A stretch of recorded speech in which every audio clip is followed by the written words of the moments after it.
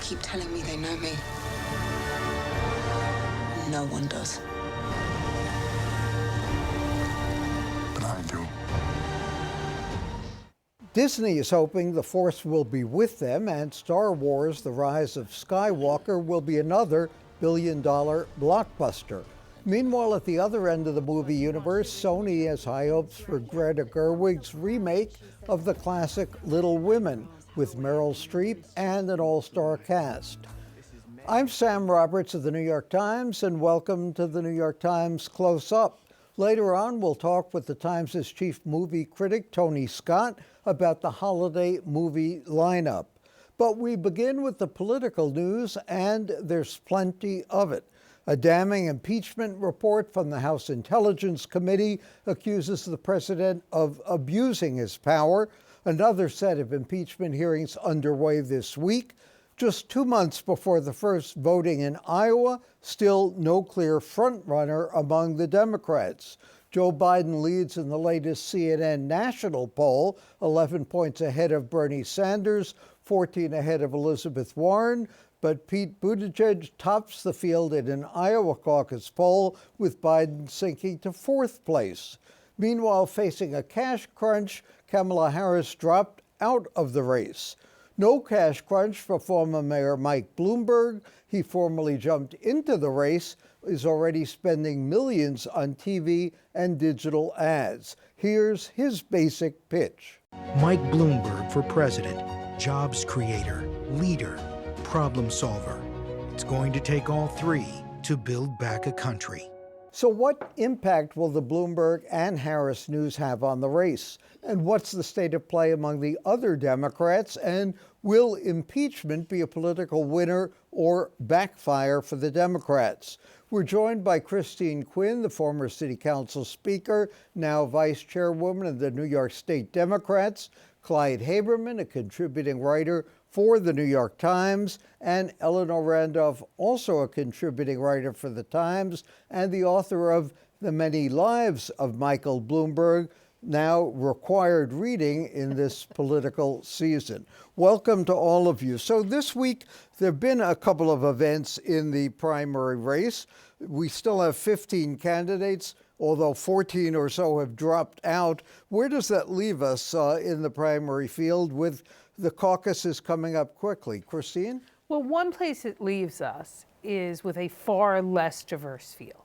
So at the next debate next week, there will be no, although there are still candidates of color running, none of them will be on the debate stage. And I think that all of this of people dropping out, Kamala and others, is a bad development for the Democratic Party. Now, look, the Republicans will make an issue of it, but at the end of the day, all they ever had running were white men anyway, and that's what they have in the White House. But I think it's just generally for society not a good thing. Well, Charles Blow said in the op-ed page of the Times, and there have been other articles too, that the deck is stacked against black candidates, particularly stacked against black women. Liberals are looking primarily for someone who will defeat Donald Trump, but that seems to skew everything toward a white male. Is that true? Well, look, Joe Biden, when he decides he's going to run, he's got 40 years or whatever of people who've given him money. So he can immediately go to all of them. But he's also got 40 years of baggage. But there's still, the people who give you money for that long will give you money to get started, whether they're going to support you or not. If you're an African-American woman like Kamala Harris, you just simply don't, by definition of how long they've been at the table and represented and in office, have that kind of a group around you. But she's not out just because of the money. She's out because there was a lot of strategy mistakes that were made, I think. And there's every indication to believe that, yes, there should be more folks of color in this race, but I'm not persuaded that an awful lot of African Americans give a damn at this point. They want, the same as virtually all Democrats, the one person, male, female, straight, gay, white, black, just get this guy out of the White House. You know, the other thing is, if you look, I mean, Biden has already hinted that he might consider Kamala Harris as a vice president if he won. And even though, as you know, a woman, you hate to see the vice, you know, coming in second place, Biden is 77, so if you came in as a vice president, if Kamala Harris or somebody else came in, even Cory Booker or somebody like that came in, that might make a pathway to the presidency. You mean in 2020, the actuarial Right. tables You're not talking about make it him look dropping good to be dead. vice No, president? no. Okay. No, Just checking. No, but he's, he is 77, and so, who knows? Well, you know this, Christine, from having run so many times. If someone doesn't run Still a being good very young. campaign, Still if very someone doesn't run a good campaign, does that mean or not mean that they will be a good office holder? Does that reflect on their ability to do a good job in office? Well, I ran a terrible mayor's race, but think I would have been a hell of a mayor. So, And you still may be. look, I think being a candidate and being in government are actually very different. And sometimes you have people who are really good at both, and sometimes you people who aren't. But the best of the people who aren't born candidates figure out a way to get people around them who can keep that going. So one thing that's fair to say about Harris was she didn't have a clear enough message that captured people. That's not because she was not a good born candidate, it was because she didn't have the right strategy people or message people and didn't drive that point in her campaign. And Chris would know this better than I because she's run for office. I never have. But sometimes I assume it's just the luck of the draw. That's true. There's circumstances beyond your control. And there are things that it just, you can't get your hands on necessarily. Eleanor, from what we can see so far, at least from what I can see from afar, Bloomberg seems to be running a very solid campaign. Great ads, spending obviously a lot of money, blanketing television and the country. But does he still have a path to winning the Democratic nomination? That is the question. I mean, it's very much like the 2001 campaign for mayor, except that this time, in that year, sort of, we didn't know who he was, really. I mean, he just... But he was so lucky to have Rudy Giuliani. And he was lucky, as He was terrible lucky. as it's going to sound, to have 9/11. That's I'm really right. convinced. I don't Well, mean it but- the way that sounds, folks. But the No, thing but is you're that- right. No, he wouldn't have won. Without But that event. what's the path? I don't know what the path is. I know what the Bloomberg people talk about as their path. They see the possibility that a different candidate wins in Iowa, New Hampshire, South Carolina, and that the vote, the delegate vote, is all split up, and that maybe you might even go to the convention. You might even have a brokered convention for the first time in 70 years. And so And why would a brokered convention go to Bloomberg ultimately? it could go to anybody. Their argument is that Bloomberg would be the only one left who could afford it. Yeah. The last time I looked, the folks who were nominated in those broker conventions didn't win in November. That's correct. Exactly right. That's true. As a party, Democratic Party person, it's just bad if that's where we end up. It's bad for this race, and it's bad just for the party as a whole, I think, and because we'll seem as if Mike Bloomberg had to come in and save the Democratic Party, and that's a bad look for moving forward. On the other hand, is Bloomberg the best candidate to beat Trump? Look, That's his argument, for yeah, sure. part of not being in the primary in the traditional way, which is true of Bloomberg, we don't see him on the debate stage, right? He's never had to, even in the mayor's races, the debates were not fundamental in any way, shape, or form. So can he hold a punch against Trump in his ads and his social media? I'm sure. But I'd love to see him mix it up and see how he holds up. Oh, that'll come. I think he would intimidate Trump just by the size of his wallet. 100%. There is that. That will get Trump Trump is the on his heels. Trump's the ultimate measurer, if you Yeah. will. And Bloomberg's is bigger.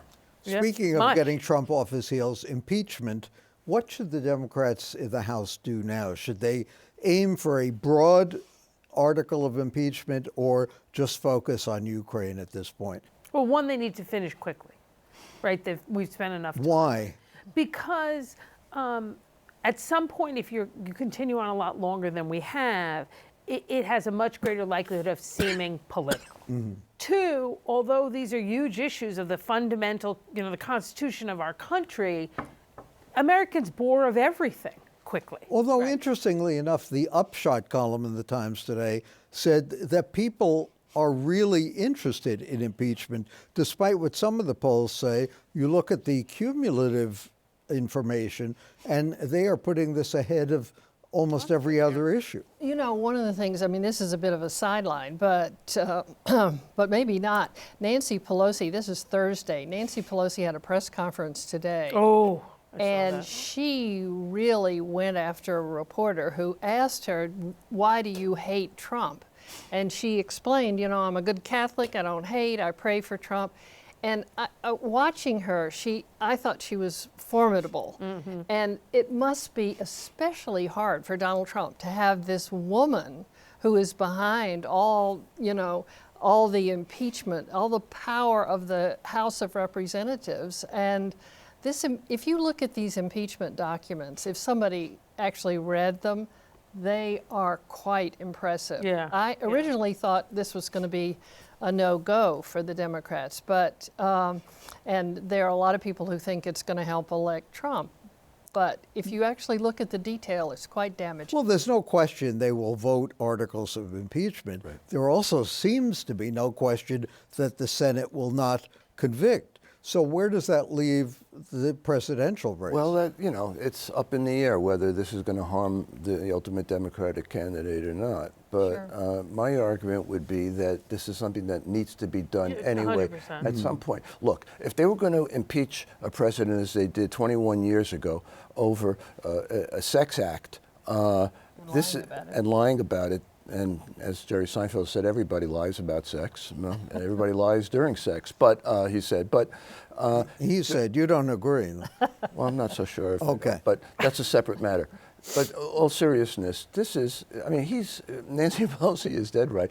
He has been undermining our democracy for the last 4 years. And at some point or another, elected officials have to say enough is enough. And this is a line that we're not going to cross anymore. So even if it hurts them in the end, I still think they're on the side of God. No, I agree with everything Clyde just said. I'm not going to comment on the Jerry Seinfeld Okay, piece of fair it. But I think it helps us Democrats.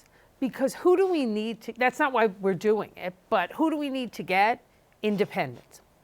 You know, old-time Rockefeller Republicans, if you will. Who do we need to get back? The few that are left. Yeah. So who do we need to get back? White, middle-class women in the suburbs. Speaking of which, you and I were at the same event earlier this week, and Al D'Amato and George Pataki both, without naming him, attacked Donald Trump. I was a little really surprised at how aggressively they did that. They did, both of them, and especially Pataki. Pataki Really? kept, yes, and you know, you think of Pataki as being a Republican. Yeah. But he was like, it was like hearing an old line Rockefeller Republican really talking about honesty and togetherness and listening to the other side. He was very powerful. Yeah. I It was thought. indeed. My thanks to Eleanor Randolph, Clyde Haberman, Christine Quinn for joining us. And coming up next, the preview trailer for Cats got trashed on the internet, but will the film be catnip for moviegoers? Times chief movie critic Tony Scott is on deck.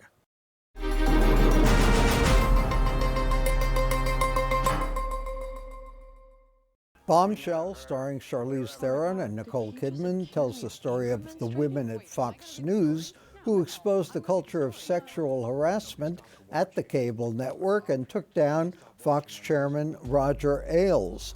Lionsgate is betting Bombshell won't be a bomb. And Universal thinks it has an Oscar contender in 1917, a World War I epic. The New York Times writes the movie, quote, just crashed the race in a major way. What else is on tap for the holiday season and what's worth the price of a ticket?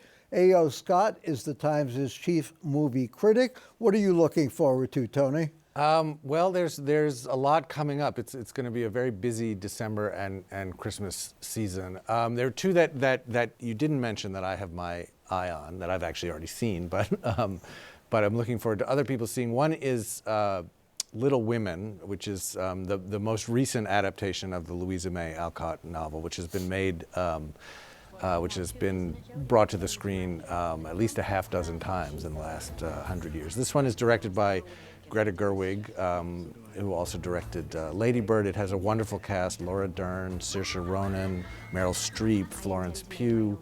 And it's just it's a wonderfully fresh and modern kind of look at the book and the beloved characters, in a way that is faithful to it, but doesn't feel like just a kind of a costume drama or a period piece. So that's how different can it be if this is the 10th version? Well, I mean, when you look at a book and there are the words on paper, I'm always fascinated how it can be subject to so many different interpretations. Yeah, well, you can do a lot, and actually what Gerwig does is somewhat radical in a way. She changes the chronology of the book, so it goes back and forth. It's not just sort of one line in time. It's going back and forth among different periods in these characters' lives, and it's also, in a way, as much about Louisa May Alcott and her own awakening literary career as it is about the March sisters. So the character of Jo March, who's really the alter ego of Louisa, is very much the center of the story, and it's not just about the love story and her relationship with her sister, but about her discovering her literary vocation and discovering that her family is material for this novel that will become Little Women. So it's a slightly different take. It kind of comes in to the story from a slightly different angle, I think, to wonderful effect. And what else that you haven't seen? Well, the other one that I have seen but don't want to say too much about because I'm still working on my review is Clint Eastwood's Richard Jewell. Really, Clint Eastwood, who will turn 90 in 2020. There's hope for all of us. Is still a very strong filmmaker. He doesn't appear on camera in this. He's behind the camera, but it's a story of the title character, Richard Jewell, who was falsely accused of setting off the bomb at the Olympics at Centennial Park in Atlanta in 1996. And it's a really interesting movie about how law enforcement and the media can kind of get hold of an idea, a bad idea, a false idea, and really kind of wreak havoc on an innocent person. That's the ultimate in fake news, I guess. Well, it is, and it's sort of the ultimate nightmare in a way of being an ordinary person caught in this machinery that you don't know how to deal with. All of these are Oscar eligible. These are all, yes, they're all coming out before the end of the year. And why do all these movies come out in Christmas holiday time? Well, they come out partly because they know they'll get a lot of attention from the likes of me and the likes of our newspaper, and there's a sort of mistrust in the attention span of the audiences, the media, and the Academy voters. So if you have something that came out in April, they'll send out screeners and they'll host screenings for Academy members, but people might not be paying as much attention. If you have a movie that has ads in the paper and ads on television and is in all the multiplexes and all of your kids and grandkids, if you're an Academy voter, are talking about, and all of your colleagues, that's more likely to get some kind of traction. It varies a little bit from year to year because sometimes it's movies that come out in October that do really well. Sometimes December. Those are sort of the two big months. And nobody knows from one year to the next what will happen. So this year we've had a lot of both. There were a lot of movies earlier in the fall. I think I came and talked to you about a bunch of them that seem to have some potential. But this year there's also a lot loaded into the weeks in December. And Disney's sort of betting the store on Star Wars. Well, it will win that store. I mean, that's not a hard bet in this world. This is the last of this rebooted Star Wars trilogy that's brought in a lot of new fans and minted some new movie stars and helped some careers. So I think there's no danger that I would be very surprised if that it's just a question of how many hundreds massive. of millions of dollars, billions. So if it falls a little short of the last one, it might be a little disappointing. But that is. I mean, Disney just is organized around these profit centers now, whether it's the Marvel Universe superhero movies or the Star Wars movies or the Pixar franchise. That's what they do, and they have it down to a kind of a dark science. So many people have made fun of Cats. Why is that a movie now? It's just a good question. Why was it a Broadway musical? It's a And little. why was it so successful? It was a book of charming little poems by T.S. Eliot, and someone, had the idea of Andrew Lloyd Webber, I guess, had the idea of bringing it to the stage. It was a phenomenally successful stage musical. It ran for I don't know how many years or decades, and the way things work in the modern entertainment economy is if something made a lot of money in one form, we might as well try to Let's see if milk it'll it make for everything it's worth. So this one, I mean, the trailers look very, very weird. These kind of famous actors and celebrities, Taylor Swift, James Corden, Jason Derulo, in digitized cat bodies, but not fully cat bodies. They seem to walk upright. They seem to have the body contours and shapes of human bodies. They have their own faces, but with some. So who knows? I mean, maybe it will be a kind of avant-garde masterpiece. I withhold judgment. And why is 1917, as you said, just burst on the scene as an Oscar possibility? Well, I think because it's a war movie, which is a popular genre, and it's a war movie that's both kind of old-fashioned. I mean, it takes place in World War I, and it's a story of two soldiers setting out on a very dangerous mission together, and it's sort of a question of whether they'll make it, whether they'll survive, what will happen. But it's also done with a kind of a technical gimmick, if you want, which is that it looks as if it's all one continuous shot for the full 100 minutes of the film, which I think is sort of seems exciting and new. It's a good Oscar movie, I think, because it's a mixture of the old and the new. It's a familiar genre and type of movie, and the themes and the story are very accessible and kind of comfort food in a way, but it has some novelty in the way that it's done. And quickly, Bombshell is how close to reality? It has some. There are some fictional characters added in, but it's basically Charlize Theron is playing Megyn Kelly very convincingly. Nicole Kidman is playing Gretchen Carlson also convincingly. John Lithgow is Roger Ailes. Malcolm McDowell is Rupert Murdoch. So it's and never having worked in the Fox newsroom, I don't know how accurate it is, but it feels to me very, very persuasive that it's a picture of how a kind of a culture of abuse and sexism and harassment. Well, we look forward to the reviews. Tony Scott of the New York Times, and I'll add my thoughts on Coda next.